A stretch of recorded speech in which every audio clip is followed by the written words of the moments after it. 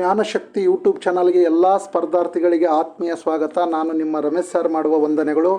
ಸ್ಪರ್ಧಾರ್ಥಿಗಳೇ, ಈ ಒಂದು ತರಗತಿಯ ವಿಡಿಯೋದ ಮೂಲಕ ಪ್ರಾಥಮಿಕ ಶಾಲಾ ಶಿಕ್ಷಕರು, ಪ್ರಾಥಮಿಕ ಪದವೀಧರ ಶಿಕ್ಷಕರು ಮತ್ತು ಹೈಸ್ಕೂಲ್ ಶಿಕ್ಷಕರ ನೇಮಕಾತಿಗೆ ಸಂಬಂಧಿಸಿದಂತೆ ಸಂಪೂರ್ಣವಾದ ಶೈಕ್ಷಣಿಕ ಮನೋವಿಜ್ಞಾನದ ಒಂದು ಕ್ಲಾಸನ್ನು, ತರಗತಿಗಳನ್ನು ಈ ಒಂದು ವಿಡಿಯೋದ ಮೂಲಕ ಆರಂಭ ಮಾಡ್ತಾ ಇದ್ದೇನೆ. ಹಿಂದಿನ ಒಂದು ವಿಡಿಯೋದಲ್ಲಿ ಶೈಕ್ಷಣಿಕ ಮನೋವಿಜ್ಞಾನದ ಸಂಪೂರ್ಣ ಪಠ್ಯಕ್ರಮವನ್ನು ನಾವು ವಿಡಿಯೋದ ಮೂಲಕ ತಮಗೆ ತಿಳಿಸಿರ್ತಕ್ಕಂಥದ್ದು. ನಮ್ಮ ಒಂದು ಯೂಟ್ಯೂಬ್ ಚಾನಲಲ್ಲಿ ಆ ಒಂದು ವಿಡಿಯೋ ಕೂಡ ಲಭ್ಯ ಇರತಕ್ಕಂಥದ್ದು. ಫಸ್ಟು ಸಿಲೆಬಸ್ ಏನಿದೆ, ಶೈಕ್ಷಣಿಕ ಮನೋವಿಜ್ಞಾನದ ಪಠ್ಯಕ್ರಮವನ್ನು ನಾವು ಡೀಟೇಲ್ ಆಗಿ ಅದರಲ್ಲಿ ತಿಳಿಸಿರ್ತಕ್ಕಂಥದ್ದು. ಇವತ್ತಿನ ವಿಡಿಯೋದ ಮೂಲಕ ಅಧ್ಯಾಯವಾರು, ಮೊದಲನೇ ಅಧ್ಯಾಯದಿಂದ ಕೊನೆಯ ಅಧ್ಯಾಯ ತನಕ ಕೂಡ ಏನಪ್ಪ ಅಂದರೆ ನಾವು ಈ ಒಂದು ವಿಡಿಯೋಗಳನ್ನು ಅಧ್ಯಾಯವಾರು ನಾವು ನೀಡ್ತಕ್ಕಂಥದ್ದು. ಈ ಒಂದು ವಿಡಿಯೋದಲ್ಲಿ ಅಧ್ಯಾಯ 1 ಆಗಿರ್ತಕ್ಕಂಥ ಮನೋವಿಜ್ಞಾನದ ಅರ್ಥ, ಬೆಳವಣಿಗೆ, ವ್ಯಾಖ್ಯೆಗಳು, ಜೊತೆಗೆ ಶೈಕ್ಷಣಿಕ ಮನೋವಿಜ್ಞಾನದ ಉಗಮ, ಶೈಕ್ಷಣಿಕ ಮನೋವಿಜ್ಞಾನದ ವ್ಯಾಪ್ತಿ, ಉದ್ದೇಶಗಳು, ಗುರಿ, ಇವೆಲ್ಲವನ್ನು ಈ ಒಂದು ವಿಡಿಯೋದ ಮೂಲಕ ನೋಡೋಣ ಅಂತಕ್ಕಂಥದ್ದು. ಮೊದಲನೇದಾಗಿ ಸ್ಪರ್ಧಾರ್ಥಿಗಳೇ, ಮನೋವಿಜ್ಞಾನದ ಉಗಮವನ್ನು ನಾವು ನೋಡೋಣ ಈ ಒಂದು ವಿಡಿಯೋದಲ್ಲಿ. ಫಸ್ಟು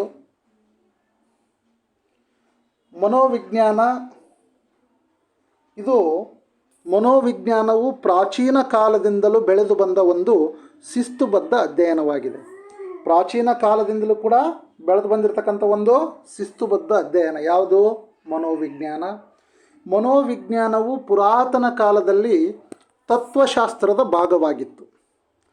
ಪುರಾತನ ಕಾಲದಲ್ಲಿ ಮನೋವಿಜ್ಞಾನ ತತ್ವಶಾಸ್ತ್ರದ ಭಾಗವಾಗಿ ಅದನ್ನು ಅಧ್ಯಯನವನ್ನು ಮಾಡ್ತಾಯಿದ್ರು. ಅಂದರೆ ಪ್ರತ್ಯೇಕವಾದ ಅಧ್ಯಯನ ಆಗಿರಲಿಲ್ಲ. ಗ್ರೀಕ್ ತತ್ವಜ್ಞಾನಿಗಳಾದ ಪ್ಲೇಟೋ, ಅರಿಸ್ಟಾಟಲ್ ಇವರು ಮಾನವನ ಆಲೋಚನೆಗಳನ್ನು ಆತ್ಮದ ಪರಿಕಲ್ಪನೆಯ ಮೂಲಕ ಅಭ್ಯಾಸಿಸುತ್ತಿದ್ದರು. ಮನೋವಿಜ್ಞಾನವನ್ನು ಮೊಟ್ಟ ಮೊದಲು ಯಾವ ಒಂದು ಕನ್ಸೆಪ್ಟ್ ಮೂಲಕ ಅಧ್ಯಯನ ಮಾಡ್ತಾಯಿದ್ರು ಅಂದರೆ ಆತ್ಮದ ಪರಿಕಲ್ಪನೆಯ ಮೂಲಕ ಅಧ್ಯಯನ ಮಾಡ್ತಾಯಿದ್ರು. ಪ್ರಾಚೀನ ಕಾಲದ ಮನೋವಿಜ್ಞಾನವನ್ನು ಮೆಂಟಲ್ ಫಿಲಾಸಫಿ ಎಂದು ಕರೆಯುತ್ತಿದ್ದರು. ಈ ಪ್ರಾಚೀನ ಕಾಲದಲ್ಲಿ ಮನೋವಿಜ್ಞಾನವನ್ನು ಏನಂತ ಕರಿತಾಯಿದ್ರು? ಮೆಂಟಲ್ ಫಿಲಾಸಫಿ ಅಂತಕ್ಕಂಥದ್ದು, ಅಂದರೆ ಮಾನಸಿಕ ತತ್ವಜ್ಞಾನ ಅಂತದನ್ನು ಕರಿತಾಯಿದ್ರು. ಕ್ರಿಸ್ತಪೂರ್ವ 500ರಲ್ಲಿ ಟ್ರಿಪನಿಂಗ್ ಎಂಬ ಪರಿಕಲ್ಪನೆ ಅಸ್ತಿತ್ವದಲ್ಲಿ ಇತ್ತು. ನೋಡಿ, ಕ್ರಿಸ್ತಪೂರ್ವ 5ನೇ ಶತಮಾನದಲ್ಲಿ, ಕ್ರಿಸ್ತಪೂರ್ವ 500ರಲ್ಲಿ ಟ್ರಿಪನಿಂಗ್ ಎಂಬ ಒಂದು ಪರಿಕಲ್ಪನೆ ಅಸ್ತಿತ್ವದಲ್ಲಿತ್ತು. ಹಾಗಾದರೆ ಈ ಟ್ರಿಪನಿಂಗ್ ಅಂದರೆ ಏನಂದರೆ ಅಪಸಾಮಾನ್ಯ ವರ್ತನೆಗಳಿಗೆ, ಅಂದರೆ ಕೆಟ್ಟ ರೀತಿಯ ವರ್ತನೆಗಳಿಗೆ ಮಾನವನಲ್ಲಿರುವ ಕೆಲವು ರಾಕ್ಷಸಿ ಪ್ರವೃತ್ತಿಗಳು, ಅಂದರೆ ರಾಕ್ಷಸ ಗುಣಗಳಂತ ಇರ್ತಾವಲ್ಲ ಒಳಗಡೆ ಕೆಟ್ಟ ಗುಣಗಳು, ಅವುಗಳೇ ಕಾರಣವೆಂದು ತಿಳಿದು ಅವುಗಳನ್ನು ಹೊರತೆಗೆಯಲು, ಅಂದರೆ ಮಾನವನ ಅಂತರಾಳದಲ್ಲಿ ಅಡಗಿರ್ತಕ್ಕಂಥ ಕೆಲವೊಂದು ರಾಕ್ಷಸ ಗುಣಗಳನ್ನು, ರಾಕ್ಷಸಿ ಪ್ರವೃತ್ತಿಗಳನ್ನು ಹೊರತೆಗೆಯಲು ತಲೆ ಬುರುಡೆಯಲ್ಲಿ ರಂಧ್ರವನ್ನು ಮಾಡುತ್ತಿದ್ದರು. ತಲೆ ಬುರುಡೆಯಲ್ಲಿ ಒಂದು ರಂಧ್ರ ಹಾಕ್ತಾಯಿದ್ರು. ಈಗೂ ಕೂಡ ಚುಟಿಗೆ ಅಂತ ಇಡ್ತಿರ್ತಾರೆ, ತಲೆಯಲ್ಲಿ ರಂಧ್ರ ಮಾಡುತ್ತಿದ್ದರು. ಇದನ್ನೇ ಟ್ರಿಪನಿಂಗ್ ಎಂದು ಕರೆಯಲಾಗಿದೆ ಅಂತಕ್ಕಂಥದ್ದು. 18 ಮತ್ತು 19ನೇ ಶತಮಾನದಲ್ಲಿ ಮನೋವಿಜ್ಞಾನದಲ್ಲಿ ವೈಜ್ಞಾನಿಕ ಅಧ್ಯಯನಗಳೇನಪ್ಪ ಅಂದರೆ ಆರಂಭ ಆದವು ಅಂತಕ್ಕಂಥದ್ದು. 18-19ನೇ ಶತಮಾನದಲ್ಲಿ ಮನೋವಿಜ್ಞಾನದಲ್ಲಿ ಒಂದು ವೈಜ್ಞಾನಿಕ ರೀತಿಯ ಅಧ್ಯಯನಗಳು ಆರಂಭ ಆಗ್ತವೆ, ಸೈಂಟಿಫಿಕ್ ಸ್ಟಡಿ ಆರಂಭ ಆಗ್ತವೆ ಅಂತಕ್ಕಂಥದ್ದು. ಇನ್ನು ಮನೋವಿಜ್ಞಾನದ ಮನೋವಿಜ್ಞಾನ ಹೇಗೆ ಉಗಮವಾಯಿತು ಅಂತ ನೋಡ್ತಾ ಹೋದರೆ, ಮನೋವಿಜ್ಞಾನವು ತತ್ವಶಾಸ್ತ್ರ ಮತ್ತು ವಿಜ್ಞಾನ ಎಂಬ 2 ಮೂಲಗಳಿಂದ ಉಗಮವಾಗಿದೆ. ಹಾಗಾದರೆ ಈ ತತ್ವಶಾಸ್ತ್ರ ದೇಹ ಮತ್ತು ಮನಸ್ಸುಗಳ ಸಂಬಂಧಗಳನ್ನು ಅಧ್ಯಯನ ಮಾಡುತ್ತೆ, ಜೊತೆಗೆ ಹೊಸ ಜ್ಞಾನದ ಸಂಪಾದನೆ ಬಗ್ಗೆ ತಿಳಿಸುತ್ತೆ. ದೇಹ ಮತ್ತು ಮನಸ್ಸುಗಳ ನಡುವೆ ಹೇಗೆ ಸಂಬಂಧ ಇದೆ ಅನ್ನೋದನ್ನು ತತ್ವಶಾಸ್ತ್ರ ತಿಳಿಸುತ್ತೆ. ಜೊತೆಗೆ ಹೊಸ ಜ್ಞಾನದ ಸಂಪಾದನೆ, ಹೊಸ ಜ್ಞಾನವನ್ನು ಹೇಗೆ ಪಡಿಬೇಕು ಅನ್ನೋದ್ರ ಬಗ್ಗೆ ತಿಳಿಸುತ್ತೆ. ಬಟ್ ವಿಜ್ಞಾನ ಏನಿದೆಯಲ್ಲ, ಸೈನ್ಸು ವೈಜ್ಞಾನಿಕವಾಗಿ ವ್ಯಕ್ತಿಯ ವರ್ತನೆಯನ್ನು ಅಧ್ಯಯನ ಮಾಡುತ್ತೆ. ಒಂದು ಸೈಂಟಿಫಿಕ್ ಆಗಿ ಈ ಬಿಹೇವಿಯರನ್ನು ಅಧ್ಯಯನವನ್ನು ಮಾಡ್ತಕ್ಕಂಥದ್ದು. ಈ 2 ಮನೋವಿಜ್ಞಾನ ಎಂಬ ಪದ ತತ್ವಶಾಸ್ತ್ರ ಮತ್ತು ವಿಜ್ಞಾನಗಳಿಂದ ಏನಾಗಿದೆ? ಉಗಮ ಆಗಿರ್ತಕ್ಕಂಥದ್ದು. ನೆಕ್ಸ್ಟು ಮನೋವಿಜ್ಞಾನದ ಅರ್ಥವನ್ನು ನಾವು ನೋಡ್ತಾ ಹೋದರೆ, ಮನೋವಿಜ್ಞಾನದ ಅರ್ಥ.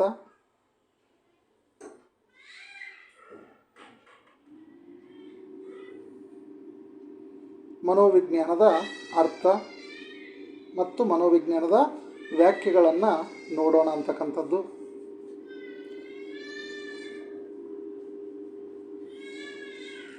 ಮನೋವಿಜ್ಞಾನದ ಅರ್ಥ.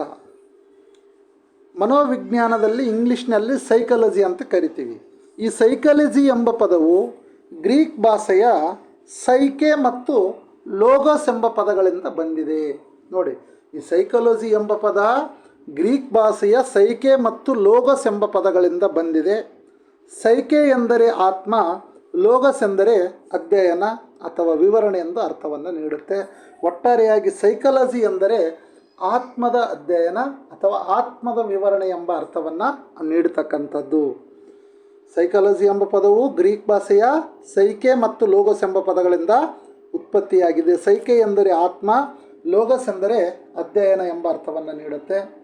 ಇನ್ನು ಸೈಕಾಲಜಿ ಎಂದರೆ ಆತ್ಮದ ಅಧ್ಯಯನ ಅಂತ ಅರ್ಥ. ಆತ್ಮದ ಬಗ್ಗೆ ವಿವರಣೆ ನೀಡುತ್ತಲ್ಲ, ಅದೇ ಸೈಕಾಲಜಿ ಅಂತ ಹೇಳ್ತಕ್ಕಂಥದ್ದು. ಈ ಸೈಕಾಲಜಿ ಎಂಬ ಪದವನ್ನು ಪ್ರಥಮ ಬಾರಿಗೆ ಬಳಸಿದವರು ಯಾರಪ್ಪ ಅಂದರೆ ರುಡಾಲ್ಫ್ ಗೋಖಲೆ ಅಂತಕ್ಕಂಥದ್ದು. ಇಲ್ಲಿರ್ತಕ್ಕಂಥದ್ದನ್ನ ಕಾಣ್ಬೋದು, ರುಡಾಲ್ಫ್ ಗೋಖಲೆ. ಈತ ಸೈಕಾಲಜಿ ಎಂಬ ಪದವನ್ನು ಪ್ರಥಮ ಬಾರಿಗೆ ಏನಪ್ಪ ಅಂದರೆ ಬಳಸ್ತಾನೆ ಅಂತಕ್ಕಂಥದ್ದು. ಸೈಕಾಲಜಿ ಎಂಬ ಪದವನ್ನು, ಮನೋವಿಜ್ಞಾನ ಎಂಬ ಪದವನ್ನು ಪ್ರಥಮ ಬಾರಿಗೆ ಬಳಸಿದವರು ಯಾರಪ್ಪ ಅಂದರೆ ರುಡಾಲ್ಫ್ ಗೋಖೆಲ್ 1590ರಲ್ಲಿ ಬಳಸ್ತಾರೆ ಅಂತಕ್ಕಂಥದ್ದು. ನೆಕ್ಸ್ಟ್, ಮನೋವಿಜ್ಞಾನದ ವ್ಯಾಖ್ಯೆಗಳು. ಮನೋವಿಜ್ಞಾನಕ್ಕೆ ಸಂಬಂಧಪಟ್ಟಂಥ ವ್ಯಾಖ್ಯೆಗಳನ್ನು ನೋಡೋಣ. ಮನೋವಿಜ್ಞಾನಕ್ಕೆ ಸಂಬಂಧಿಸಿದಂತೆ ಅನೇಕ ವ್ಯಕ್ತಿಗಳು, ಅನೇಕ ತತ್ವಜ್ಞಾನಿಗಳು ಅನೇಕ ರೀತಿಯಲ್ಲಿ ವ್ಯಾಖ್ಯಾನಿಸಿದ್ದಾರೆ. ಆದರೆ ಕೆಲವೊಂದು ಪ್ರಮುಖ ವ್ಯಾಖ್ಯೆಗಳನ್ನು ನೋಡೋಣ. ವುಡ್ವರ್ತ್ ಮತ್ತು ಮಾರ್ಕ್ವಿಸ್ ಇವರು ಪರಿಸರಕ್ಕೆ ಸಂಬಂಧಿಸಿದಂತೆ ವ್ಯಕ್ತಿಯ ಚಟುವಟಿಕೆಗಳ ವೈಜ್ಞಾನಿಕ ಅಧ್ಯಯನವೇ ಮನೋವಿಜ್ಞಾನ ಅಂತ ಹೇಳ್ತಾರೆ. ಪರಿಸರಕ್ಕೆ ಸಂಬಂಧಿಸಿದಂತೆ ವ್ಯಕ್ತಿಯ ಚಟುವಟಿಕೆಗಳ ಒಂದು ವೈಜ್ಞಾನಿಕ ಅಧ್ಯಯನವೇ ಮನೋವಿಜ್ಞಾನ ಅಂತ ಹೇಳ್ತಾರೆ. ಯಾರು? ವುಡ್ವರ್ತ್ ಮತ್ತು ಮಾರ್ಕ್ವಿಸ್ ಅವರು ಹೇಳ್ತಕ್ಕಂಥದ್ದು. ಇನ್ನು ಕ್ರೋ ಮತ್ತು ಕ್ರೋ ಮಾನವನ ವರ್ತನೆ ಹಾಗೂ ಸಂಬಂಧಗಳ ಅಧ್ಯಯನವಾಗಿದೆ ಅಂತ ಹೇಳ್ತಾರೆ ಇವರು. ಯಾರು? ಕ್ರೋ ಮತ್ತು ಕ್ರೋ. ಇನ್ನು ವಿಲಿಯಂ ಜೇಮ್ಸ್ ಪ್ರಜ್ಞಾವಸ್ಥೆಯ ನಿರೂಪಣೆ ಮತ್ತು ವಿವರಣೆಯೇ ಮನೋವಿಜ್ಞಾನವಾಗಿದೆ ಅಂತ ಹೇಳ್ತಾರೆ. ಪ್ರಜ್ಞಾವಸ್ಥೆಯ ನಿರೂಪಣೆ ಮತ್ತು ವಿವರಣೆಯೇ ಮನೋವಿಜ್ಞಾನವಾಗಿದೆ ಎಂದು ಹೇಳುತ್ತಾರೆ. ಇನ್ನು ಮ್ಯಾಕ್ ಡ್ಯೂಗಲ್ ಇವರು ಪ್ರಖ್ಯಾತ ಮನೋವಿಜ್ಞಾನಿಗಳು. ಮನೋವಿಜ್ಞಾನವು ಜೀವಿಗಳ ನಡವಳಿಕೆ ಮತ್ತು ವರ್ತನೆಯ ವಿಜ್ಞಾನವಾಗಿದೆ ಎಂದು ಹೇಳುತ್ತಾರೆ. ವ್ಯಾಟ್ಸನ್ ವರ್ತನೆಯ ಧನಾತ್ಮಕ ವಿಜ್ಞಾನವೇ ಮನೋವಿಜ್ಞಾನ ಅಂತ ಹೇಳ್ತಾರೆ. ವ್ಯಾಟ್ಸನ್ ಅವರು ಏನು ಹೇಳ್ತಾರೆ? ವರ್ತನೆಯ ಒಂದು ಧನಾತ್ಮಕ ವಿಜ್ಞಾನವೇ ಮನೋವಿಜ್ಞಾನ ಅಂತ ಹೇಳ್ತಾರೆ. ಇನ್ನು ಬೋರಿಂಗ್ ಮಾನವ ಸ್ವಭಾವದ ಅಧ್ಯಯನವಾಗಿದೆ ಅಂತ ಹೇಳ್ತಾರೆ. ಬೋರಿಂಗ್ ಅವರು ಏನು ಹೇಳ್ತಾರೆ? ಮಾನವ ಸ್ವಭಾವದ ಅಧ್ಯಯನವಾಗಿದೆ ಅಂತ ಹೇಳ್ತಾರೆ. ಕಾರ್ಟರ್ ವಿ ಗುಡ್ ಪರಿಸರದೊಂದಿಗೆ ಮಾನವನು ಮಾಡಿಕೊಳ್ಳುವ ಹೊಂದಾಣಿಕೆಯ ಅಧ್ಯಯನವಾಗಿದೆ. ನೋಡಿ, ಕಾರ್ಟರ್ ವಿ ಗುಡ್ ಅವರು ಹೇಳ್ತಾರೆ ಪರಿಸರದೊಂದಿಗೆ ಮಾನವನು ಮಾಡಿಕೊಳ್ಳುವ ಹೊಂದಾಣಿಕೆಯ ಅಧ್ಯಯನವಾಗಿದೆ ಅಂತ ಹೇಳ್ತಾರೆ. ಇನ್ನು ಆಕ್ಸ್ಫರ್ಡ್ ಮತ್ತು ಅಮೇರಿಕನ್ ಡಿಕ್ಷನರಿಯಲ್ಲಿ ಏನಿದೆ ಅಂದರೆ ಮನೋವಿಜ್ಞಾನವು ಮೆದುಳು ಮತ್ತು ಅದರ ಕಾರ್ಯಗಳ ಅಧ್ಯಯನವಾಗಿದೆ ಅಂತ ಹೇಳ್ತಾರೆ. ಆಕ್ಸ್ಫರ್ಡ್ ಮತ್ತು ಅಮೇರಿಕನ್ ಡಿಕ್ಷನರಿಯಲ್ಲಿ ಏನಿದೆ? ಮನೋವಿಜ್ಞಾನ ಯಾವುದರ ಬಗ್ಗೆ ಅಧ್ಯಯನ ಮಾಡುತ್ತೆ? ಮೆದುಳು ಮತ್ತು ಮೆದುಳಿನ ಕಾರ್ಯಗಳ ಬಗ್ಗೆ ಏನಪ್ಪ ಅಂದರೆ ಅಧ್ಯಯನ ಮಾಡುತ್ತೆ ಅಂತಕ್ಕಂಥದ್ದನ್ನು ಇವರು ಹೇಳ್ತಕ್ಕಂಥದ್ದು. ಇಷ್ಟು ಏನಪ್ಪ ಅಂದರೆ ಮನೋವಿಜ್ಞಾನದ ಅರ್ಥ ಮತ್ತು ವ್ಯಾಖ್ಯೆಗಳಾಯಿತು. ಇದನ್ನು ನೆನ್ಪಿಟ್ಕೊಳ್ಳಿ. ಮನೋವಿಜ್ಞಾನ ಎಂಬ ಪದವನ್ನು ಅಥವಾ ಸೈಕಾಲಜಿ ಎಂಬ ಪದವನ್ನು ಮೊದಲು ಬಾರಿಗೆ ಬಳಸಿದವರು ಯಾರಪ್ಪ ಅಂದರೆ ರುಡಾಲ್ಫ್ ಗೋಖೆಲ್ 1590ರಲ್ಲಿ ಅಂತಕ್ಕಂಥದ್ದು. ನೆಕ್ಸ್ಟು ಮನೋವಿಜ್ಞಾನದ ಬೆಳವಣಿಗೆಯನ್ನು ನೋಡ್ತಾ ಹೋದರೆ, ಮನೋವಿಜ್ಞಾನ ಹೇಗೆ ಬೆಳವಣಿಗೆ ಆಯಿತು ಅಂತ ನೋಡ್ತಾ ಹೋದರೆ ಇಲ್ಲಿರೋದನ್ನು ನೀವು ನೋಡ್ಬೋದು. ಮನೋವಿಜ್ಞಾನ ಹೇಗೆ ಬೆಳವಣಿಗೆ ಆಯಿತು ಅಂತಕ್ಕಂಥದ್ದನ್ನ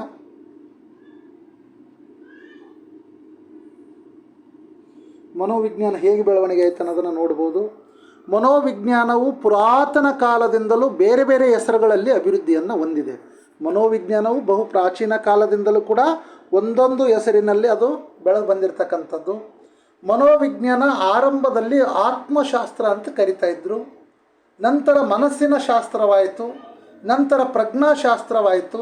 ಪ್ರಸ್ತುತವಾಗಿ ಮನೋವಿಜ್ಞಾನ ಯಾವುದರ ಬಗ್ಗೆ ಅಧ್ಯಯನ ಮಾಡುತ್ತೆ? ವರ್ತನಾಶಾಸ್ತ್ರ ಎಂದು ಕರೆಯಲಾಗುತ್ತದೆ. ಮನೋವಿಜ್ಞಾನದ ಆರಂಭದ ಅಧ್ಯಯನ ಏನಿತ್ತು? ಆತ್ಮದ ಬಗ್ಗೆ ಅಧ್ಯಯನ ಮಾಡುತ್ತಿರುವುದರಿಂದ ಆತ್ಮಶಾಸ್ತ್ರ ಅಂತ ಕರಿತಿದ್ರು. ನೆಕ್ಸ್ಟ್ ಮನಸ್ಸಿನ ಶಾಸ್ತ್ರ ಅಂತ ಕರೆದ್ರು, ಆಮೇಲೆ ಪ್ರಜ್ಞಾಶಾಸ್ತ್ರ ಅಂತ ಕರೆದ್ರು. ಪ್ರಸ್ತುತ ಮನೋವಿಜ್ಞಾನ ಯಾವುದ್ರ ಬಗ್ಗೆ ಅಧ್ಯಯನ ಮಾಡುತ್ತೆ? ವರ್ತನಾಶಾಸ್ತ್ರದ ಬಗ್ಗೆ. ಪ್ರಸ್ತುತ ಆರಂಭದ ಮನೋವಿಜ್ಞಾನದ ಅಧ್ಯಯನ ಏನಾಗಿತ್ತು? ಆತ್ಮದ ಅಧ್ಯಯನ ಆಗಿತ್ತು. ಪ್ರಸ್ತುತ ಮನೋವಿಜ್ಞಾನದ ಅಧ್ಯಯನ ಏನಾಗಿದೆ? ಮಾನವನ ವರ್ತನೆಯ ಅಧ್ಯಯನವಾಗಿದೆ ಅಂತ ನಾವು ಹೇಳಬೇಕು. ಇನ್ನು ಮನೋವಿಜ್ಞಾನದ ಅಧ್ಯಯನದ ಕುರಿತು ವಿವಿಧ ಜನರ ಜನರು ಮನೋವಿಜ್ಞಾನದ ಅಧ್ಯಯನಕ್ಕೆ ಸಂಬಂಧಪಟ್ಟಂತೆ ವಿವಿಧ ಜನರನ್ನು ನಾವು ನೋಡೋಣ. ಆತ್ಮದ ಅಧ್ಯಯನ, ಮನೋವಿಜ್ಞಾನ ಆತ್ಮದ ಅಧ್ಯಯನ ಅಂತ ಯಾರು ಹೇಳ್ತಾರೆ? ಡೆಮಕ್ರಿಟಿಸು, ಪ್ಲೇಟೋ ಮತ್ತು ಅರಿಸ್ಟಾಟಲ್ ಅವರು ಹೇಳ್ತಾರೆ. ಇದು ಆತ್ಮದ ಅಧ್ಯಯನ ಬಗ್ಗೆ ಮಾಡುತ್ತೆ, ಸ್ಟಡಿ ಆಫ್ ಸೋಲ್ ಅಂತ ಹೇಳುತ್ತೆ. ಯಾವುದು? ಡೆಮಕ್ರಿಟಿಸು, ಪ್ಲೇಟೋ, ಅರಿಸ್ಟಾಟಲ್ ಅವರು ಹೇಳ್ತಾರೆ. ಮನೋವಿಜ್ಞಾನ ಮನಸ್ಸಿನ ಅಧ್ಯಯನವಾಗಿದೆ ಅಂತ ಹೇಳ್ತಾರೆ. ಯಾರು? ಕಾಂಟು, ಪಾಂಪೆನೆಜು, ಜಾನ್ ಲಾಕ್ ಮತ್ತು ಹಾಬ್ಸ್ ಅವರು ಹೇಳ್ತಾರೆ. ಮನೋವಿಜ್ಞಾನ ಪ್ರಜ್ಞೆಯ ಅಧ್ಯಯನ ಆಗಿದೆ ಅಂತ ಹೇಳ್ತಾರೆ. ಸ್ಟಡಿ ಆಫ್ ಕಾನ್ಸಿಯಸ್ ಅಂತ ಹೇಳ್ತಾರೆ. ಯಾರು? ವಿಲ್ಹೆಲ್ಮೂಂಟ್, ವಿಲಿಯಂ ಜೇಮ್ಸ್, ಟೀಶ್ನರ್ ಇವರೆಲ್ಲ ಹೇಳ್ತಕ್ಕಂಥದ್ದು. ಇನ್ನು ಮನೋವಿಜ್ಞಾನ ವರ್ತನೆಯ ಅಧ್ಯಯನವಾಗಿದೆ ಅಂತ ಹೇಳ್ತಾರೆ. ಸ್ಟಡಿ ಆಫ್ ಬಿಹೇವಿಯರ್ ಅಂತ ಹೇಳ್ತಾರೆ. JB ವ್ಯಾಟ್ಸನ್ನು, ಮ್ಯಾಕ್ ಡ್ಯೂಗಲ್ಲು, ಸ್ಕಿನ್ನರು, ಗುತ್ರಿ, WB ಫಿಲ್ಸ್ಬರಿ ಅವರು ಹೇಳ್ತಕ್ಕಂಥದ್ದು. ಇಷ್ಟು ನೆನ್ಪಿಟ್ಕೋಬೇಕು. ಆತ್ಮದ ಅಧ್ಯಯನ ಅಂತ ಹೇಳಿದವರು ಯಾರು? ಡೆಮಕ್ರಿಟಿಸ್, ಪ್ಲೇಟೋ, ಅರಿಸ್ಟಾಟಲ್. ಮನಸ್ಸಿನ ಅಧ್ಯಯನ ಅಂತ ಹೇಳಿದವರು ಯಾರು? ಕಾಂಟು, ಪಾಂಪೆನಿಜು, ಜಾನ್ ಲಾಕ್, ಹಾಬ್ಸು. ವಿಲ್ಹೆಲ್ಮೂಂಟು ಮತ್ತು ವಿಲಿಯಂ ಜೇಮ್ಸ್, ಟೀಶ್ನರ್ ಇವನೇನು ಹೇಳ್ತಾರೆ? ಮನೋವಿಜ್ಞಾನ ಪ್ರಜ್ಞೆ ಅಧ್ಯಯನ ಅಂತ ಹೇಳ್ತಾರೆ. ವರ್ತನೆ ಅಧ್ಯಯನ ಅಂತ ಹೇಳಿದವರು ಯಾರು? JB ವ್ಯಾಟ್ಸನ್ನು, ಮ್ಯಾಕ್ ಡ್ಯೂಗಲ್ಲು, ಸ್ಕಿನ್ನರು, ಗುತ್ರಿ ಮತ್ತು WB ಫಿಲ್ಸ್ಬರಿ ಅಂತಕ್ಕಂಥವ್ರು ಇದರಲ್ಲಿ ಸೇರ್ತಾರೆ ಅಂತಕ್ಕಂಥದ್ದು. ಇಷ್ಟು ಮನೋವಿಜ್ಞಾನದ ಬೆಳವಣಿಗೆ. ಮೊದಲು ಆತ್ಮಶಾಸ್ತ್ರ ಅಂತ ಆಯಿತು. ನೆಕ್ಸ್ಟ್ ಮನಸ್ಸಿನ ಬಗ್ಗೆ ಅಧ್ಯಯನ ಮಾಡುವುದರಿಂದ ಮನಸ್ಸಿನ ಶಾಸ್ತ್ರ ಅಂತ ಕರೆದ್ರು. ನೆಕ್ಸ್ಟ್ ಪ್ರಜ್ಞೆಯ ಬಗ್ಗೆ ಅಧ್ಯಯನ ಮಾಡುವುದರಿಂದ ಪ್ರಜ್ಞಾಶಾಸ್ತ್ರ ಅಂತ ಕರೆದ್ರು. ನೆಕ್ಸ್ಟು ಪ್ರಸ್ತುತ ಮಾನವನ ವರ್ತನೆ ಬಗ್ಗೆ ಅಧ್ಯಯನ ಮಾಡುವುದರಿಂದ, ಜೀವಿಯ ವರ್ತನೆ ಬಗ್ಗೆ ಅಧ್ಯಯನ ಮಾಡುವುದರಿಂದ ಇದನ್ನು ವರ್ತನಾಶಾಸ್ತ್ರ ಎಂದು ಕರೆಯಲಾಗುತ್ತಿದೆ ಅಂತಕ್ಕಂಥದ್ದು. ಇಲ್ಲಿ ಇವ್ರದ್ದೊಂದು ಹೇಳಿಕೆಯನ್ನು ತಾವು ಯಾವಾಗಲೂ ನೆನ್ಪಿಟ್ಕೋಬೇಕು. ಯಾರ್ದು? ವುಡ್ವರ್ತ್. ಯಾರಪ್ಪ ಅಂದರೆ ವುಡ್ವರ್ತ್ ಅವರ ಹೇಳಿಕೆಯನ್ನು ತಾವು ಯಾವಾಗಲೂ ನೆನ್ಪಿಟ್ಕೊಳ್ಳೋದು ಅವಶ್ಯಕವಾಗಿದೆ ಅಂತಕ್ಕಂಥದ್ದು. ಇವರೇನು ಹೇಳ್ತಾರೆ ವುಡ್ವರ್ತ್ ಅವರು? ಮನೋವಿಜ್ಞಾನವು ಮೊದಲು ಆತ್ಮವನ್ನು ಕಳೆದುಕೊಂಡಿತು, ನಂತರ ಮನಸ್ಸನ್ನು, ತದನಂತರ ಪ್ರಜ್ಞೆಯನ್ನು ಕಳೆದುಕೊಂಡು ಕೊನೆಗೆ ವರ್ತನೆಯ ವಿಜ್ಞಾನವಾಗಿದೆ ಎಂದು ಹೇಳುತ್ತಾರೆ. ಇವರೇನು ಹೇಳ್ತಾರೆ? ಆ ಮನೋವಿಜ್ಞಾನ ಮೊದಲು ಆತ್ಮಶಾಸ್ತ್ರವನ್ನು ಅಧ್ಯಯನ ಮಾಡುತ್ತಿತ್ತು, ಅದನ್ನು ಕೂಡ ಕಳ್ಕೊಂಡ್ಬಿಡ್ತು. ನಂತರ ಮನಸ್ಸಿನ ಬಗ್ಗೆ ಅಧ್ಯಯನ ಮಾಡಿತ್ತು, ಅದನ್ನು ಕೂಡ ಹೋಯಿತು. ನಂತರ ಪ್ರಜ್ಞೆಯ ಬಗ್ಗೆ ಅಧ್ಯಯನ ಮಾಡಿತ್ತು, ಅದನ್ನು ಕೂಡ ಕಳ್ಕೊಂಡ್ಬಿಡ್ತು. ಕೊನೆಗೆ ಪ್ರಸ್ತುತ ಯಾವುದರ ಅಧ್ಯಯನವಾಗಿದೆ? ಅದು ಯಾವುದರ ವಿಜ್ಞಾನವಾಗಿದೆ? ವರ್ತನೆಯ ಬಗ್ಗೆ ಅಧ್ಯಯನ ಮಾಡುವ ವಿಜ್ಞಾನವಾಗಿದೆ ಅಂತ ಹೇಳ್ತಾರೆ. ಯಾರು? ವುಡ್ವರ್ತ್. ಇದನ್ನು ನೆನ್ಪಿಟ್ಟುಕೊಳ್ರಿ. ಮನೋವಿಜ್ಞಾನವು ಮೊದಲು ಆತ್ಮವನ್ನು ಕಳೆದುಕೊಂಡಿತು, ನಂತರ ಮನಸ್ಸನ್ನು, ತದನಂತರ ಪ್ರಜ್ಞೆಯನ್ನು ಕಳೆದುಕೊಂಡು ಕೊನೆಗೆ ವರ್ತನೆಯ ವಿಜ್ಞಾನವಾಗಿದೆ ಅಂತ ಹೇಳ್ತಾರೆ. ಯಾರು? ಮನೋವಿಜ್ಞಾನ. ನೆನ್ಪಿಟ್ಟುಕೊಳ್ಳಿ. ಮನೋವಿಜ್ಞಾನದ ಪ್ರಾಚೀನ ಪರಿಕಲ್ಪನೆ ಏನಪ್ಪ ಅಂದರೆ ಆತ್ಮದ ಶಾಸ್ತ್ರ. ಮನೋವಿಜ್ಞಾನದ ಅತ್ಯಂತ ಪ್ರಾಚೀನ ಪರಿಕಲ್ಪನೆ ಏನು? ಆತ್ಮದ ಶಾಸ್ತ್ರ. ಮನೋವಿಜ್ಞಾನದ ಆಧುನಿಕ ಪರಿಕಲ್ಪನೆ ಏನಪ್ಪ ಅಂತಂದರೆ ವರ್ತನಶಾಸ್ತ್ರ. ಪ್ರಾಚೀನ ಕಾಲದ ಮನೋವಿಜ್ಞಾನ ಯಾವುದ್ರ ಬಗ್ಗೆ ಅಧ್ಯಯನ ಮಾಡ್ತಿತ್ತು? ಆತ್ಮದ ಬಗ್ಗೆ. ಪ್ರಸ್ತುತ ಮನೋವಿಜ್ಞಾನ ಯಾವುದ್ರ ಬಗ್ಗೆ ಅಧ್ಯಯನ ಮಾಡುತ್ತೆ? ವರ್ತನೆಯ ಬಗ್ಗೆ ಅಧ್ಯಯನ ಮಾಡುತ್ತೆ ಅಂತಕ್ಕಂಥದ್ದು. ಮನೋವಿಜ್ಞಾನದ ಬೆಳವಣಿಗೆಯನ್ನು ಇಲ್ಲಿ ನಾವು ಹಂತ ಹಂತವಾಗಿ ನಾವು ನೋಡ್ಬೋದು. ಫಸ್ಟ್ ಏನಾಯಿತು? ಆತ್ಮದ ಶಾಸ್ತ್ರ ಆಯಿತು. ನಂತರ ಅದು ಕೂಡ ಹೋಗಿ ಮನಸ್ಸಿನ ಶಾಸ್ತ್ರ ಅಂತ ಕರೆಯಲ್ಪಟ್ಟಿತ್ತು. ನಂತರ ಪ್ರಜ್ಞಾಶಾಸ್ತ್ರ ಅಂತ ಕರೆಯಲ್ಪಟ್ಟಿತ್ತು. ಕೊನೆಗೇನಾಯ್ತದು? ವರ್ತನಶಾಸ್ತ್ರ ಆಗಿರ್ತಕ್ಕಂಥದ್ದನ್ನ ಕಾಣ್ತೀವಿ. ಇನ್ನು ಸಾಕ್ರೆಟಿಸ್. ಯಾರು? ಸಾಕ್ರೆಟಿಸ್. ಇವರೇನು ಹೇಳ್ತಾರೆ? ಇವರು ಪ್ರಶ್ನೋತ್ತರ ವಿಧಾನದ ಮೂಲಕ, ಅಂದರೆ ಕ್ವಶನರಿ ಮೆಥಡ್ ಮೂಲಕ ಮಾನವನ ಸ್ವಭಾವ ತಿಳಿಯಲು ಯತ್ನಿಸಿದರು. ಪ್ರಶ್ನೋತ್ತರ ವಿಧಾನ, ಕ್ವಶನರಿ ಮೆಥಡ್ ಮೂಲಕ ಮಾನವನ ಸ್ವಭಾವವನ್ನು ತಿಳಿಯಲು ಯತ್ನಿಸ್ತಾರೆ. ಯಾರು? ಸಾಕ್ರೆಟಿಸ್. ಇನ್ನು ಪ್ಲೇಟೋ. ಮನಸ್ಸು ಮತ್ತು ದೇಹಗಳ ನಡುವೆ ಭೇದವನ್ನು ಗುರುತಿಸಿ ಮನಸ್ಸು ವರ್ತನೆಯ ಮೂಲ ಎಂದು ತಿಳಿಸಿದರು.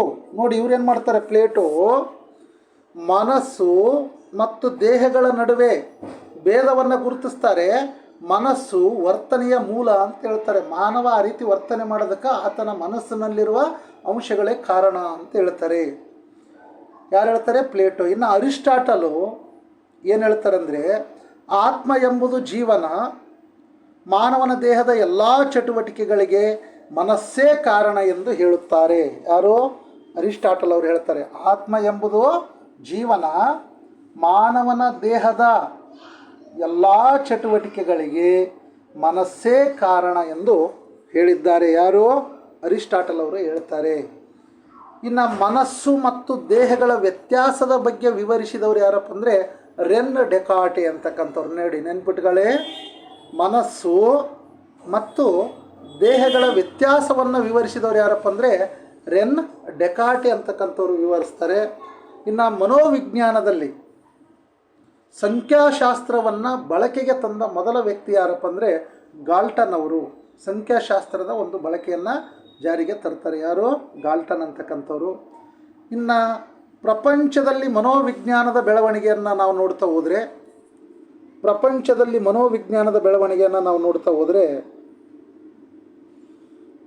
ಒಂದು ಕಡೆ ವರ್ಷ ಇದೆ, ಇನ್ನೊಂದು ಕಡೆ ಮನೋವಿಜ್ಞಾನದ ಬೆಳವಣಿಗೆ ಇರತಕ್ಕಂಥದ್ದನ್ನ ಕಾಣ್ತೀವಿ.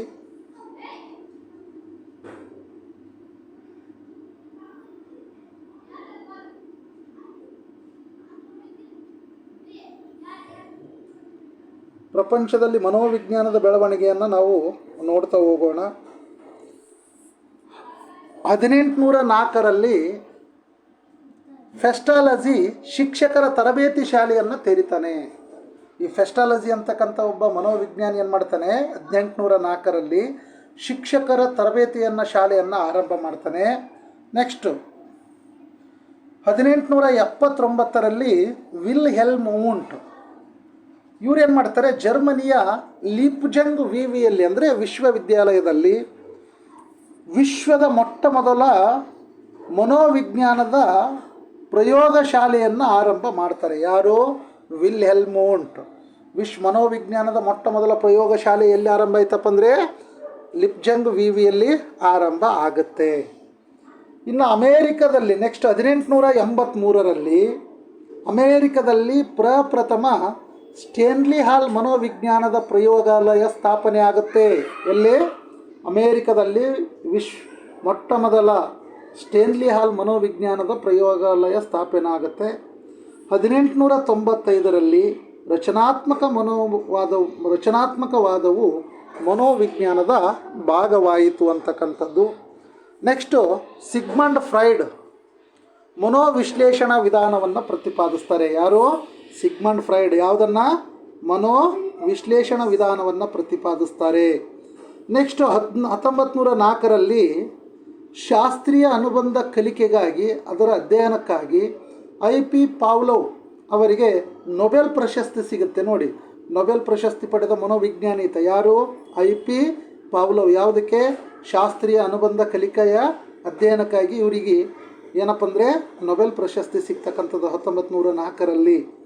ಇನ್ನು 1905ರಲ್ಲಿ ಬೀನೆ ಸೈಮನ್ ಪ್ರಥಮ ಬುದ್ಧಿಶಕ್ತಿ ಪರೀಕ್ಷೆಗಳನ್ನು ರಚಿಸಿದರು. ನೋಡಿ, ಬೀನೆ ಸೈಮನ್ ಏನು ಮಾಡ್ತಾರೆ, ಪ್ರಥಮ ಬುದ್ಧಿಶಕ್ತಿ ಪರೀಕ್ಷೆಗಳನ್ನು ಏನು ಮಾಡ್ತಾರೆ, ಇವರು ರಚಿಸ್ತಾರೆ ಅಂತಕ್ಕಂಥದ್ದು.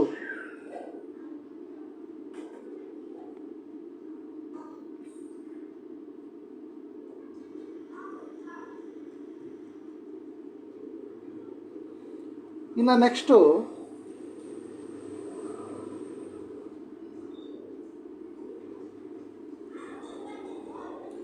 ಸಿಗ್ಮಂಡ್ ಫ್ರೈಡು 1900ರಲ್ಲಿ ಮನೋವಿಶ್ಲೇಷಣಾ ವಿಧಾನವನ್ನು ಪ್ರತಿಪಾದಿಸ್ತಾರೆ. 1904ರಲ್ಲಿ ಶಾಸ್ತ್ರೀಯ ಅನುಬಂಧ ಕಲಿಕೆಯ ಅಧ್ಯಯನಕ್ಕಾಗಿ IP ಪಾವ್ಲೋವ್ ಅವರಿಗೆ ನೊಬೆಲ್ ಪ್ರಶಸ್ತಿ ನೀಡಲಾಯಿತು. 1905ರಲ್ಲಿ ಬೀನೆ ಸೈಮನ್ ಪ್ರಥಮ ಬುದ್ಧಿಶಕ್ತಿ ಪರೀಕ್ಷೆಗಳನ್ನು ರಚಿಸಿದರು ಅಂತಕ್ಕಂಥದ್ದು. 1913ರಲ್ಲಿ JB ವ್ಯಾಟ್ಸನ್ ವರ್ತನವಾದವನ್ನು ಮಂಡಿಸ್ತಾರೆ. ಏನು? ವರ್ತನವಾದವನ್ನು ಫಸ್ಟ್ ಟೈಮು ಮಂಡಿಸ್ತಾರೆ. ಯಾರು? JB ವ್ಯಾಟ್ಸನ್ ಅವರು.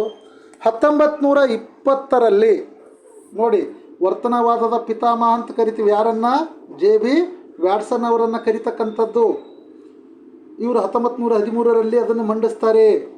ಬುದ್ಧಿಶಕ್ತಿ ಪರೀಕ್ಷೆಗಳನ್ನು ರೂಪಿಸಿದವರು ಯಾರು? ಬೀನೆ ಸೈಮನ್ ಅಂತಕ್ಕಂಥವ್ರು. ಇವೆಲ್ಲ ನೆನ್ಪಿಟ್ಕೋಬೇಕು. ಇನ್ನು 1920ರಲ್ಲಿ ಜರ್ಮನಿಯಲ್ಲಿ ಸಮಗ್ರ ಮನೋವಿಜ್ಞಾನ ಉಗಮವಾಯಿತು. ಸಮಗ್ರ ಮನೋವಿಜ್ಞಾನ ಅಂದರೆ ಈ ಗೆಸ್ಟಾಲ್ಟ್ ಪಂಥ ಅಂತ ಕೇಳಿರ್ತೀರಿ ನೀವು. ಚಿಂಪಾಂಜಿ ಬಗ್ಗೆ ಅಧ್ಯಯನ ಮಾಡ್ತಾರೆ ಅವರು, ಕೋಹ್ಲರ್ ಅವರೆಲ್ಲ ಬರ್ತಕ್ಕಂಥದ್ದು. ಅದು ಏನಪ್ಪ ಅಂದರೆ ಉಗಮ ಆಗುತ್ತೆ. 1921ರಲ್ಲಿ ರೋಷಾಕರು ವ್ಯಕ್ತಿತ್ವದ ಮಾಪನಕ್ಕಾಗಿ ಮಸಿವತ್ತಿನ ಪರೀಕ್ಷೆಯನ್ನು ರೂಪಿಸಿದರು. ಮಸಿವತ್ತಿನ ಪರೀಕ್ಷೆಯನ್ನು ರೂಪಿಸ್ತಾರೆ ಅಂತಕ್ಕಂಥದ್ದು. ನೆಕ್ಸ್ಟ್ 1938ರಲ್ಲಿ BF ಸ್ಕಿನ್ನರ್ ಅವರು ಕ್ರಿಯಾಜನ್ಯ ಅನುಬಂಧಿತ ಕಲಿಕಾ ಸಿದ್ಧಾಂತವನ್ನು ಏನು ಮಾಡ್ತಾರೆ? ಇವರು ಮಂಡಿಸ್ತಾರೆ. BF ಸ್ಕಿನ್ನರ್ ಅವರು ಕ್ರಿಯಾಜನ್ಯ ಅನುಬಂಧಿತ ಕಲಿಕಾ ಸಿದ್ಧಾಂತವನ್ನು ಮಂಡಿಸಿದರು. ನೆಕ್ಸ್ಟ್ 1951ರಲ್ಲಿ ಕಾರ್ಲ್ ರೋಜರ್ ಕಕ್ಷಿ ಕೇಂದ್ರಿತ ಚಿಕಿತ್ಸಾ ವಿಧಾನವನ್ನು ಪ್ರತಿಪಾದಿಸಿದರು. ಯಾವುದನ್ನು? ಕಕ್ಷಿ ಕೇಂದ್ರಿತ ಚಿಕಿತ್ಸಾ ವಿಧಾನವನ್ನು ಪ್ರತಿಪಾದಿಸ್ತಾರೆ. ಯಾರು? ಕಾರ್ಲ್ ರೋಜರ್ ಅವರು. 1954ರಲ್ಲಿ ಅಬ್ರಹಾಂ ಮಾಸ್ಲೋ, ಇವೆಲ್ಲ TETಯಲ್ಲಿ CETಯಲ್ಲಿ ಕೇಳಿರ್ತಕ್ಕಂಥವೇ. 1954ರಲ್ಲಿ ಅಬ್ರಹಾಂ ಮಾಸ್ಲೋ ಅವರು ಏನು ಮಾಡ್ತಾರೆ? ಮಾನವತಾ ಮನೋವಿಜ್ಞಾನವನ್ನು ಪ್ರತಿಪಾದಿಸ್ತಾರೆ. ಅಬ್ರಹಾಂ ಮಾಸ್ಲೋ ಯಾವುದನ್ನು ಪ್ರತಿಪಾದಿಸ್ತಾರೆ ಅಂದರೆ ಮಾನವತಾ ಮನೋವಿಜ್ಞಾನ ಅಂತಕ್ಕಂಥದ್ದು ಪ್ರತಿಪಾದಿಸ್ತಾರೆ. ಇನ್ನು ನೆಕ್ಸ್ಟು ಇದು ಪ್ರಪಂಚದಲ್ಲಿ ಆಗಿರ್ತಕ್ಕಂಥ ಮನೋವಿಜ್ಞಾನದ ಬೆಳವಣಿಗೆ ಅಂತಕ್ಕಂಥದ್ದು. ಇನ್ನು ನೆಕ್ಸ್ಟ್ ಅದೇ ರೀತಿ ನೋಡಿದರೆ ನೆಕ್ಸ್ಟ್ ಏನಪ್ಪ ಅಂತಂದರೆ ಭಾರತದಲ್ಲಿ ಮನೋವಿಜ್ಞಾನದ ಬೆಳವಣಿಗೆ. ಭಾರತದಲ್ಲಿ ಮನೋವಿಜ್ಞಾನ ಯಾವ ರೀತಿ ಹೇಗೆ ಬೆಳವಣಿಗೆ ಆಗ್ತದೆ ಅಂತಕ್ಕಂಥದ್ದನ್ನ ನೋಡ್ತಾ ಹೋಗೋಣ ಅಂತಕ್ಕಂಥದ್ದು.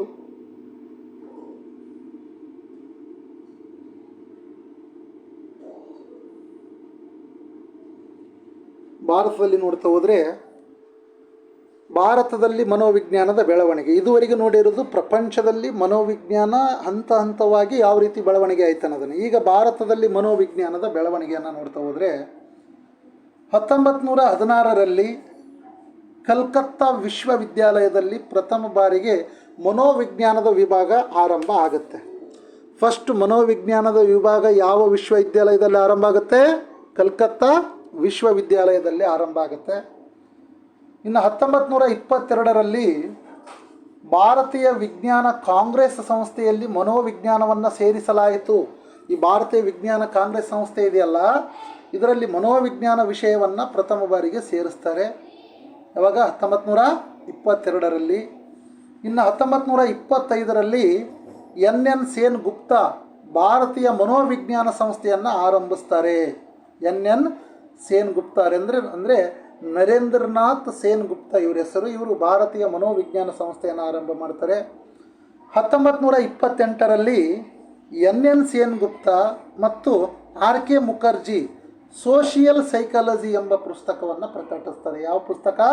Social psychology. ಇನ್ನು 1940ರಲ್ಲಿ ಕಲ್ಕತ್ತಾದಲ್ಲಿ ಲುಂಬಿನಿ ಪಾರ್ಕ್ನಲ್ಲಿ ಮೊಟ್ಟ ಮೊದಲ ಮಾನಸಿಕ ಆಸ್ಪತ್ರೆ ಅಂದರೆ ಮಾನಸಿಕ ರೋಗಿಗಳ ಆಸ್ಪತ್ರೆ ಆರಂಭ ಆಗುತ್ತೆ. 1947ರಲ್ಲಿ ಭಾರತದ ರಕ್ಷಣಾ ಸಂಶೋಧನಾ ಕೇಂದ್ರದಲ್ಲಿ ಮನೋವಿಜ್ಞಾನ ಸಂಶೋಧನಾ ವಿಭಾಗವನ್ನು ಸ್ಥಾಪಿಸಲಾಯಿತು.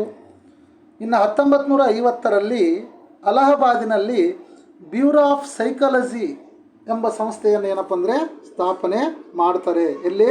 ಅಲಹಾಬಾದಿನಲ್ಲಿ ಸ್ಥಾಪನೆಯನ್ನು ಮಾಡ್ತಕ್ಕಂಥದ್ದು.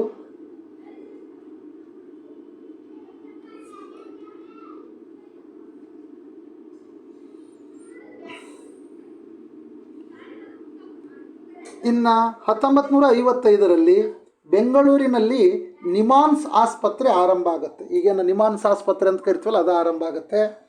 1962ರಲ್ಲಿ ಭಾರತೀಯ ಅನ್ವಯಿಕ ಮನೋವಿಜ್ಞಾನ ಅಕಾಡೆಮಿ ಆರಂಭ ಆಗ್ತಕ್ಕಂಥದ್ದು. ನೋಡಿ, ಅಂದರೆ Indian applied academy of psychology ಏನಾಗುತ್ತೆ? ಆರಂಭ ಆಗ್ತಕ್ಕಂಥದ್ದು. Indian academy of applied psychology ಆರಂಭ ಆಗ್ತಕ್ಕಂಥದ್ದು. ಇನ್ನು ಭಾರತೀಯ ನೈದಾನಿಕ ಮನೋವಿಜ್ಞಾನಿಗಳ ಸಂಘ 1962ರಲ್ಲಿ ಸ್ಥಾಪನೆಯಾಗುತ್ತೆ. 1989ರಲ್ಲಿ ಅಲಹಾಬಾದಿನಲ್ಲಿ ರಾಷ್ಟ್ರೀಯ ಮನೋವಿಜ್ಞಾನ ಅಕಾಡೆಮಿ ಏನಾಗುತ್ತೆ, ಸ್ಥಾಪನೆ ಆಗ್ತಕ್ಕಂಥದ್ದು. ಇನ್ನು ಹರಿಯಾಣದ ಗುರುಗ್ರಾಮದಲ್ಲಿ ರಾಷ್ಟ್ರೀಯ ಮೆದುಳು ಕೇಂದ್ರ ಸಂಶೋಧನಾ ಕೇಂದ್ರ ಏನಾಗುತ್ತೆ, ಸ್ಥಾಪನೆ ಆಗ್ತಕ್ಕಂಥದ್ದನ್ನ ಕಾಣ್ತೀವಿ ಅಂತಕ್ಕಂಥದ್ದಕ್ಕೆ. ಇಷ್ಟು ಏನಪ್ಪ ಅಂದರೆ ಮನೋವಿಜ್ಞಾನದ ಒಂದು ಬೆಳವಣಿಗೆಯಲ್ಲಿ ಭಾರತದಲ್ಲಿ ಮನೋವಿಜ್ಞಾನದ ಬೆಳವಣಿಗೆ ಆಯಿತು. ಇನ್ನು ನೆಕ್ಸ್ಟ್ ಏನಪ್ಪ ಅಂದರೆ ಮನೋವಿಜ್ಞಾನದ ಪ್ರಕಾರಗಳು ಅಂತಕ್ಕಂಥದ್ದು. ಮನೋವಿಜ್ಞಾನದ ಪ್ರಕಾರಗಳನ್ನು ನೋಡೋಣ ಅಂತಕ್ಕಂಥದ್ದು.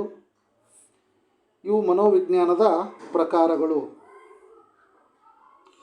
ಮನೋವಿಜ್ಞಾನದ ಪ್ರಕಾರಗಳನ್ನಂದರೆ ಮನೋವಿಜ್ಞಾನವನ್ನು 2 ಪ್ರಕಾರಗಳಾಗಿ ವಿಭಜಿಸ್ತೀವಿ. ಒಂದು ಅನ್ವಯಿಕ ಮನೋವಿಜ್ಞಾನ, ಇನ್ನೊಂದು ಶುದ್ಧ ಮನೋವಿಜ್ಞಾನ. ಅಂದರೆ ಅಪ್ಲೈಡ್ ಸೈಕಾಲಜಿ, ಪ್ಯೂರ್ ಸೈಕಾಲಜಿ ಅಂತ ಕರಿತೀವಿ.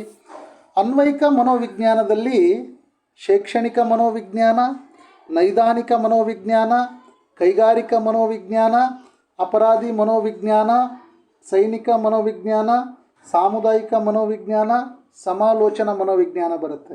ಬಟ್ ಇದರಲ್ಲಿ ಏನು ಬರುತ್ತೆ ಗೊತ್ತಾ, ಒಂದು ಇದು ಬರುತ್ತೆ ಇದರಲ್ಲಿ, ಶೈಕ್ಷಣಿಕ ಮನೋವಿಜ್ಞಾನ. ಶೈಕ್ಷಣಿಕ ಮನೋವಿಜ್ಞಾನ ಅನ್ವಯಿಕ ಮನೋವಿಜ್ಞಾನದ ಒಂದು ಭಾಗ. ಶೈಕ್ಷಣಿಕ ಮನೋವಿಜ್ಞಾನ ಏನದು, ಅನ್ವಯಿಕ ಮನೋವಿಜ್ಞಾನದ ಒಂದು ಭಾಗ.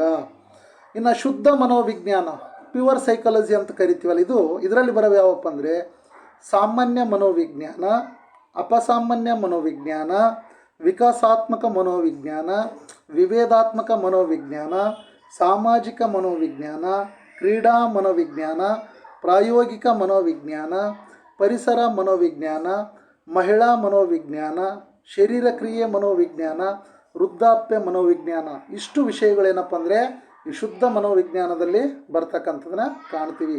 ಬಟ್ ಶೈಕ್ಷಣಿಕ ಮನೋವಿಜ್ಞಾನ ಮನೋವಿಜ್ಞಾನದ ಅನ್ವಯಿಕ ಶಾಖೆ ಅದು. ಇದನ್ನು ನೆನ್ಪಿಟ್ಕೊಳ್ರಿ. ಶೈಕ್ಷಣಿಕ ಮನೋವಿಜ್ಞಾನ ಮನೋವಿಜ್ಞಾನದ ಅನ್ವಯಿಕ ಮನೋವಿಜ್ಞಾನದ ಒಂದು ಶಾಖೆ ಅಂತ ಹೇಳ್ತಕ್ಕಂಥದ್ದು. ಇಷ್ಟು ಏನಪ್ಪ ಅಂತಂದರೆ ಮನೋವಿಜ್ಞಾನದ ಒಂದು ವಿಷಯ. ಇದರಲ್ಲಿ ಈ ಒಂದು ತರಗತಿಯಲ್ಲಿ ನಾವು ಮನೋವಿಜ್ಞಾನದ ಅರ್ಥ, ಅದರ ವ್ಯಾಖ್ಯೆಗಳು, ಮನೋವಿಜ್ಞಾನದ ಉಗಮ ಇವೆಲ್ಲವನ್ನು ಈ ಒಂದು ತರಗತಿಯಲ್ಲಿ ನೋಡಿದ್ದೀವಿ. ಸ್ಪರ್ಧಾರ್ಥಿಗಳೇ, ಮುಂದಿನ ತರಗತಿಯಲ್ಲಿ ಏನಪ್ಪ ಅಂತಂದರೆ ಶೈಕ್ಷಣಿಕ ಮನೋವಿಜ್ಞಾನ, ಎಜುಕೇಷನಲ್ ಸೈಕಾಲಜಿ ಹೇಗೆ ಉಗಮವಾಗುತ್ತೆ, ಇದರ ಅರ್ಥ, ವ್ಯಾಖ್ಯೆಗಳು, ಮನೋವಿಜ್ಞಾನದ ಪ್ರಮುಖ ಪುಸ್ತಕಗಳು ಇವೆಲ್ಲವನ್ನು ನೆಕ್ಸ್ಟ್ ತರಗತಿಯಲ್ಲಿ, ಜೊತೆಗೆ ಅಧ್ಯಾಯ 1 ಇರ್ತಕ್ಕಂಥದ್ದು, ಇನ್ನೊಂದು ತರಗತಿಯಲ್ಲಿ ಅಧ್ಯಾಯ 1ರ ಶೈಕ್ಷಣಿಕ ಮನೋವಿಜ್ಞಾನದ ಭಾಗವನ್ನು ಅಧ್ಯಯನ ಮಾಡೋಣ ಅಂತಕ್ಕಂಥದ್ದಕ್ಕೆ ಹಂತ ಹಂತವಾಗಿ ಮುಂದಿನ ಎಲ್ಲ ವಿಡಿಯೋಗಳಲ್ಲಿ ಈ ಎಲ್ಲ ವಿಷಯಗಳನ್ನು ನಾವು 100% ಸಂಪೂರ್ಣವಾಗಿ ತಮಗೆ ತಿಳಿಸುವಂಥ ಒಂದು ಪ್ರಯತ್ನವನ್ನು ಮಾಡ್ತೀವಿ ಅಂತಕ್ಕಂಥದ್ದು. ಹಾಗಾಗಿ ಸ್ಪರ್ಧಾರ್ಥಿಗಳೇ, ಇವತ್ತಿನ ಒಂದು ತರಗತಿಯನ್ನು ಇಲ್ಲಿಗೆ ಮುಗಿಸ್ತಾ ಇದ್ದೇನೆ. ಓಕೆ, ಥ್ಯಾಂಕ್ ಯು, ಧನ್ಯವಾದಗಳು.